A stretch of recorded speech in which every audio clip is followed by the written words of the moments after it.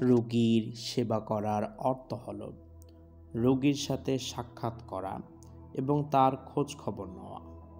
এই কাজটি মুসলমানদের অবশ্যই দায়িত্ব কর্তব্যের মধ্যেই একটি। এটি গুরুত্বহীন অতিরিক্ত কোনো কাজ নয়। এর গুরুত্ব নিয়ে নবী করিম সাল্লাল্লাহু আলাইহি ওয়াসাল্লাম ইরশাদ করেন, এক মুসলমানের প্রতি অপর মুসলমানের 6টি দায়িত্ব কর্তব্য রয়েছে। এর একটি হলো রোগীর সেবা করা। তিনি আরো বলেন, তোমরা রোগীর সেবা করো। আল্লাহ তাআলা কিয়ামতের দিন বলবেন, হে আদম সন্তান, আমি অসুস্থ হয়েছিলাম, তুমি আমার সেবা যত্ন করোনি। তখন সে বলবে, হে আমার প্রভু, কিভাবে আপনার সেবা যত্ন করব? আপনি তো সমগ্র জগতের প্রতিপালক।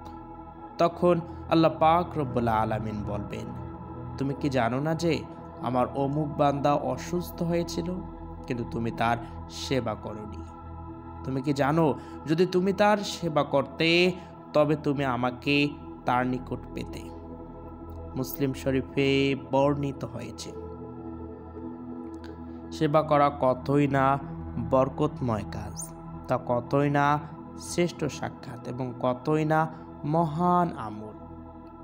যে ব্যক্তি তার অসুস্থ ভাইয়ের জন্য সেবা যত্ন করবে, পক্ষান্তরে সে যেন সেবা যত্ন করে মহান রব্বুল আলামিনের উপস্থিতিতে।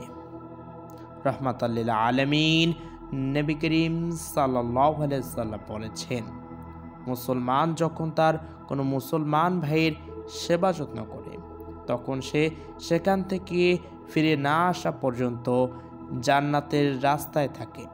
মুসলিম শরীফে বর্ণিত হয়েছে। সম্মানিত প্রিয় ভিউয়ার্সরা, একজন রোগী যেন কখনোই মনে না করে যে তার পাশে কেউ নেই, বরং সে যেন মনে করে যে তার পাশে সবাই আছে।